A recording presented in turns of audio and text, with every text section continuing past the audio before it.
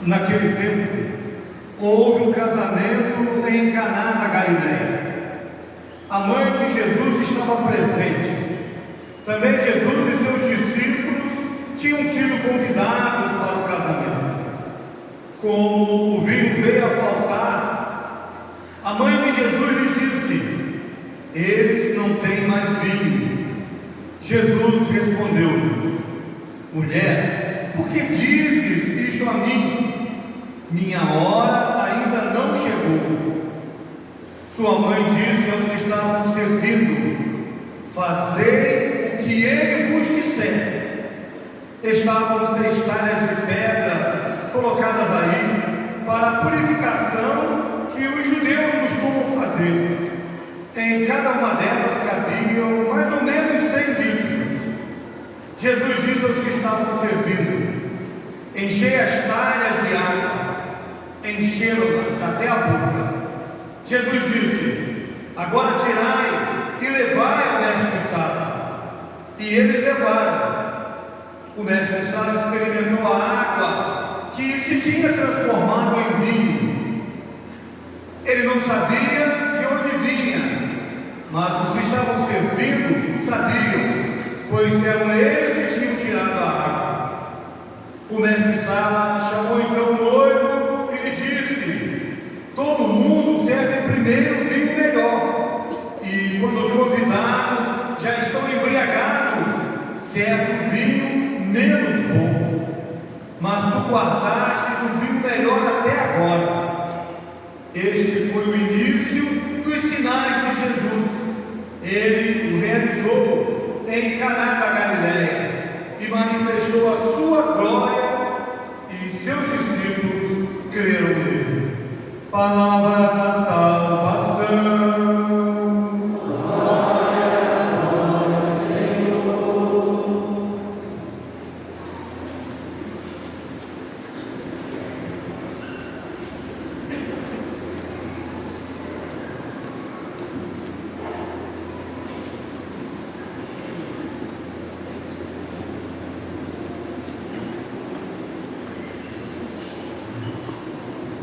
Queridos irmãos e irmãs, na fé no Senhor Jesus Cristo, nós celebramos no dia de hoje uma bonita festa no Brasil, a solenidade da padroeira do nosso país, Nossa Senhora Aparecida.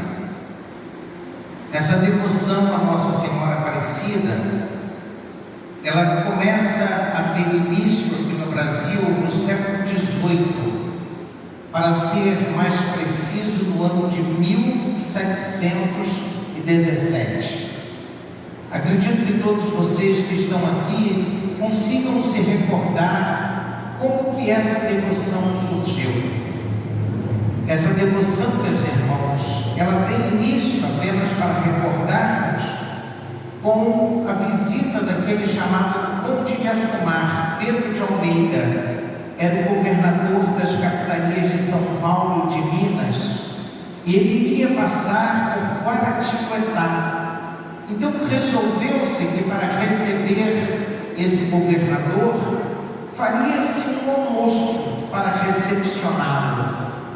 Então, o prato típico, aquilo que eles queriam oferecer, era o peixe do rio, daquilo que cortava aquela cidade, o Rio Paraíba do Sul. E lá foram os pescadores para trazer os peixes. Mas aí é tão interessante como a mão de Deus conduz as coisas, como a mão de Deus faz as coisas. A mim me chama tanto a atenção a delicadeza com que Deus fala conosco. Mas aí então acontece um fato muito interessante. Porque aqueles pescadores trabalharam durante um bom tempo e não teve peixes, não conseguiam peixe algum. Até que um desses pescadores, de nome João Alves, já desanimado, já dizendo: enfim, o que vamos fazer? Não conseguimos nada. Ele diz então: olha, vou tentar mais uma vez. E ele então joga a sua rede mais uma vez. E a mão de Deus escreve essa história tão bonita. Porque quando ele joga a rede, essa mais uma vez que ele pensava, ele conseguiu pescar o corpo, apenas o corpo, sem a cabeça, de uma imagem. E que imagem era aquela? Uma imagem da Imaculada Conceição. Mas a imagem, por estar no rio, por estar submersa, ela havia escurecido. Então a cor, a tonalidade da imagem havia ganhado uma cor escurecida.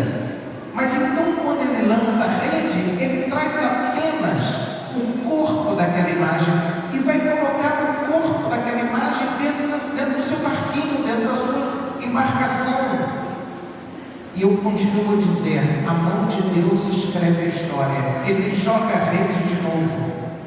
E ao jogar a rede de novo, acontece algo absolutamente inusitado. Porque agora ele pesca apenas a cabeça daquele corpo. Gente, como é que pode? Num primeiro momento, traz apenas a imagem, sem a cabeça do corpo. E num segundo momento, traz apenas a cabeça daquele corpo. E joga então pela terceira vez a rede. E aí então acontece algo que foi isso que fez com que a devoção logo naquele momento surgisse, porque eles disseram: aqui tem a mão de Deus. Porque quando eles jogam a rede naquela terceira vez consecutiva, a rede desse pescador que ali se encontrava veio cheia de peixes. A partir, meus irmãos, desse fato, aquela imagem passou a ser venerada, aquela imagem passou a ganhar um carinho, porque a gente sabe disso. A imagem não é a pessoa, a imagem nos remete à pessoa. Mas aquela imagem, como objeto religioso, passa a ser respeitado, querido, devocionado. Então começa a surgir uma devoção nova a Nossa Senhora, ou melhor dizendo, com um título novo a Nossa Senhora. Eu vou fazer uma pergunta que nem eu sei responder, e eu sei que ninguém aqui vai saber responder. Quantos títulos de Nossa Senhora existem? Poxa, padre, não faça uma coisa dessa pra gente, porque quem é que vai saber responder? E de onde vieram os títulos da nossa devoção? A devoção católica, a devoção popular à Nossa Senhora foi entregando a Nossa Senhora tantos títulos, e aí no Brasil, a partir daquele momento, nasce um novo título, que foi o título de Nossa Senhora da Conceição Aparecida. Foi então construída, 17 anos depois, a igreja, uma capelinha dedicada a Nossa Senhora para receber a imagem, portanto no ano de 1734. Em 1822, Dom Pedro I vai visitar a imagem de Nossa Senhora da Conceição Aparecida. Em 1834 foi construída. Quando você vai na Aparecida, você vai se lembrar bem disso que eu vou dizer, porque você tem aquela basílica, aquela igreja enorme construída, mas quando você passa na passarela, o que tem cá do outro lado? Tem uma igreja antiga, não tem? Essa igreja antiga foi construída em 1834. Continuando, meus irmãos, em 1888, a princesa Isabel oferta uma coroa de ouro para a imagem de Nossa Senhora da Conceição Aparecida. Em 1930, o Papa Pio XI proclama Nossa Senhora da Conceição Aparecida a padroeira do Brasil. E no ano de 1980, o nosso querido e amado São João Paulo II consagra a Basílica de Nossa Senhora Aparecida.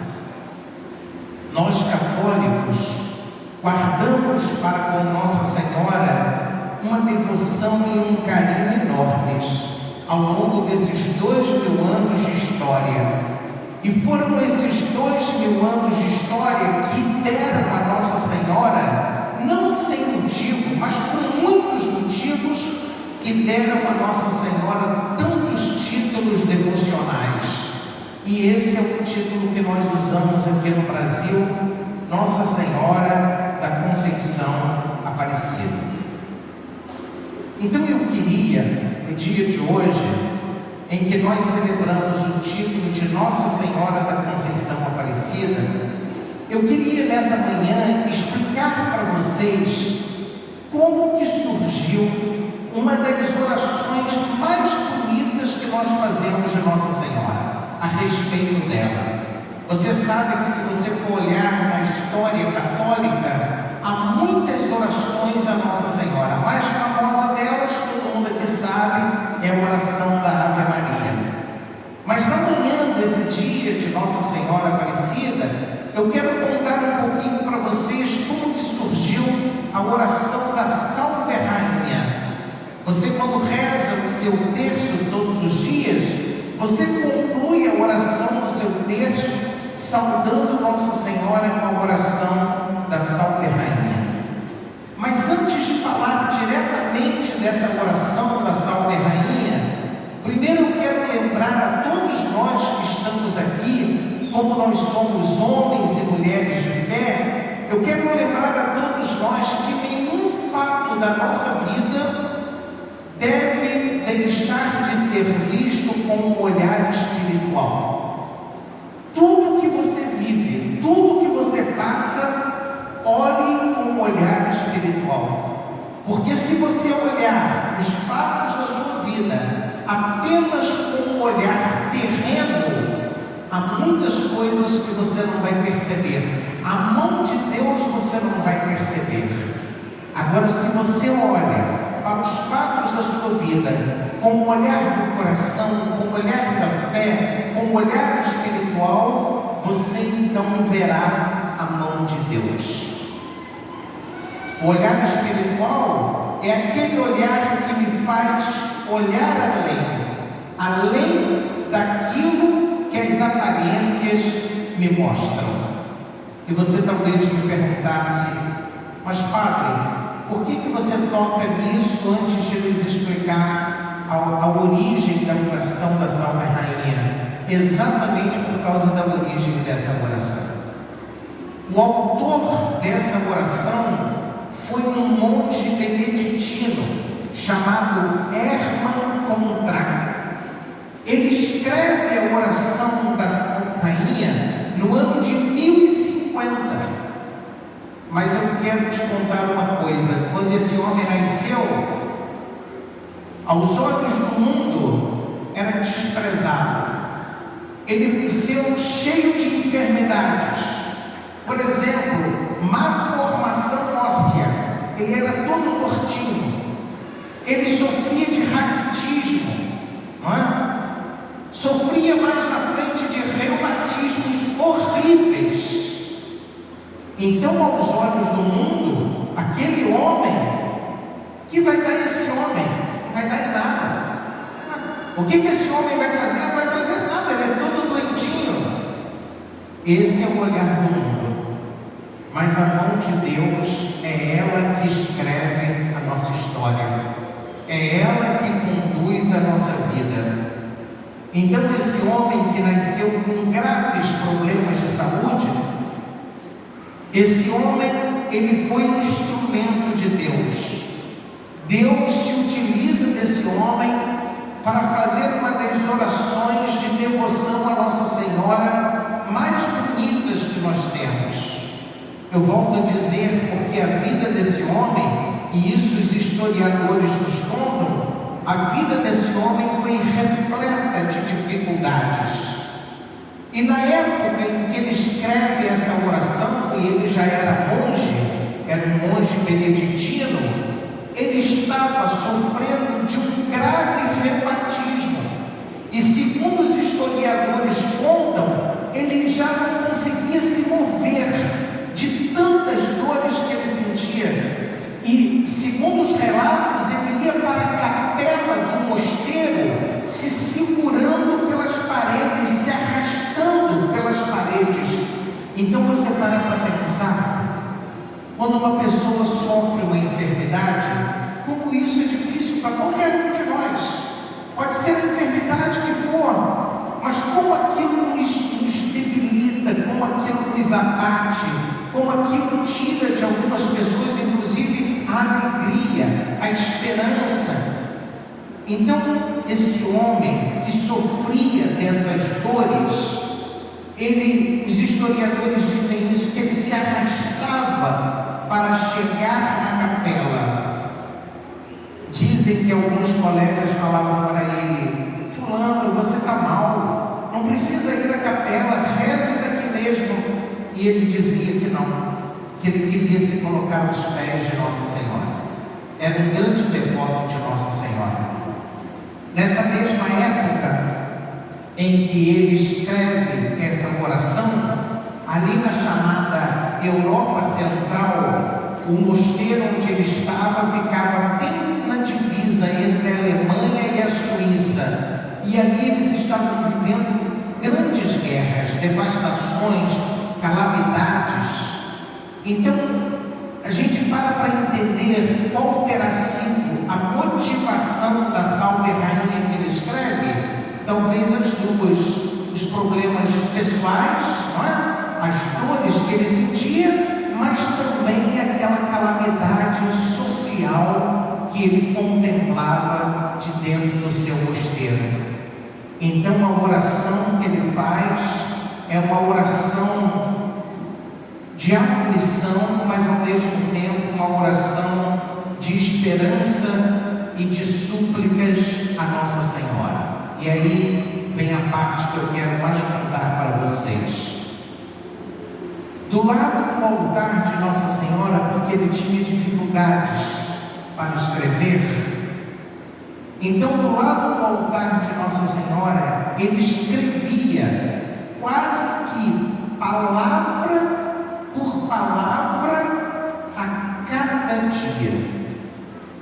Então ele se arrastava até a capela, lá tomava o seu escrito e escrevia, provavelmente, assim os historiadores falam, com muita dificuldade para escrever a oração, mas as dores eram tais que ele deixava, e no outro dia então ele escrevia mais uma outra palavra, mais um outro termo. O que se sabe é que ele não terminou a oração da Salve Rainha, porque segundo se conta, quando ele termina aquele verso que diz assim: depois destes desterro, mostrai-me Jesus, bendito o fruto do vosso ventre. Quando ele termina esse verso, ele falece. Mas você sabe, quando você está rezando a oração da Salve Rainha, que ela não termina aqui. Você sabe que essa oração continua, que ela tem um desfecho e que não termina nessa frase. Pois bem, meus irmãos, o que a história nos conta? Que no século XII, mais precisamente no ano de 1146, um santo que nós assim conhecemos hoje, São Bernardo, que era um grande devoto de Nossa Senhora, ele tinha ido visitar uma catedral na Alemanha, em Spira, na cidade de Spira, na Alemanha.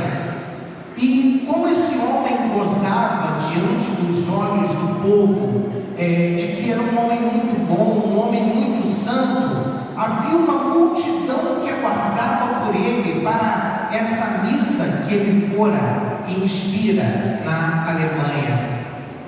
E a história também nos conta que o coro da igreja, ou seja, o coral da igreja, cantava com o canto de entrada a Salve Rainha.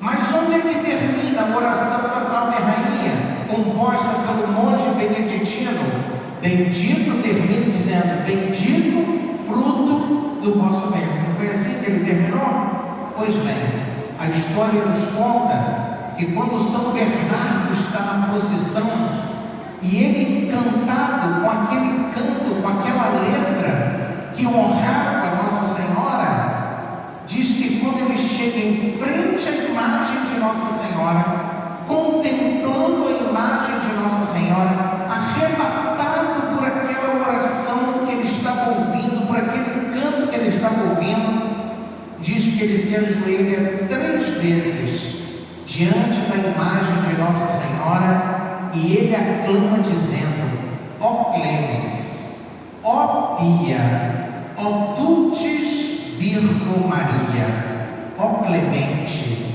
ó Piedosa, ó Doce Virgem Maria. Mais tarde, essas palavras de São Bernardo foram colocadas na oração do monge beneditino. E assim se completou a oração que você reza hoje. Então vamos fazer as contas. Nós estamos em 2015, né? Opa, 2019, estou 4 anos atrasado, né, gente? Nós estamos em 2019 e essa oração feita por São Bernardo, concluída por São Bernardo, foi no ano de 1146. Gente, quase 1000 anos que nós rezamos essa oração, não é? Mais na frente se completa isso. Então, foi assim que se arrematou a oração e se consolidou a oração como nós a conhecemos hoje. E por aqui eu quero terminar, mas eu quero chamar a atenção. Observem que as aparências humanas poderiam dizer: Hermann Condrado não vai fazer nada. Hermann não pode produzir nada de bom. Ele é doente, ele é muito fraco, ele nasceu enfermo. Pois bem, é da limitação, é da fraqueza que Deus escreve a nossa história. Porque todos nós aqui somos fracos, todos nós aqui somos carentes de Deus, todos nós somos mendigos de Deus. É Ele que conduz a vida de cada um de nós. Eu preciso ter esse olhar espiritual em minha vida. Não adianta a força do meu braço, não adianta as nossas capacidades humanas, se nos faltasse a bênção e a graça de Deus. Portanto, meus irmãos, nesses quase 1000 anos que se passaram desde a composição da Salve Rainha até os dias de hoje, uma multidão de fiéis todos os dias eleva as suas súplicas e louvores à Mãe do nosso Salvador, para que ela, que teve o seu coração transpassado pela espada de dor, mas que soube ter um olhar espiritual de tudo, para que ela rogue por nós. E por fim, lá naquela catedral que eu falei, a Catedral de Spira, na Alemanha, existe hoje 3 placas marcando os lugares onde São Bernardo fez a sua genuflexão. Em cada um desses lugares tem uma placa com as seguintes preces: ó Clemens, ó Pia, ó Dulcis Virgo Maria. Façamos o mesmo com o nosso coração genuflexo. Elevemos a Nossa Senhora da Conceição Aparecida a nossa oração, pedindo que a Rainha do Céu rogue por nós pecadores, agora e na hora da nossa morte. Amém. Louvado seja nosso Senhor Jesus Cristo. Para sempre seja louvado. Queridos irmãos, nos coloquemos de pé, por favor. Nós vamos rezar juntos a nossa confissão de fé. Creio em Deus Pai, Criador do céu e da terra, e em Jesus Cristo, seu único Filho, nosso Senhor, que foi concebido pelo poder do Espírito Santo, nasceu da Virgem Maria, padeceu sob Pôncio Pilatos, foi crucificado, morto e sepultado, desceu à mansão dos mortos, ressuscitou ao terceiro dia, subiu aos céus, está sentado à direita de Deus Pai Todo-Poderoso, onde há de vir julgar os vivos e os mortos. Creio no Espírito Santo, na Santa Igreja Católica, na comunhão dos santos, na remissão dos pecados, na ressurreição da carne, na vida eterna. Amém. Irmãos e irmãs, aqui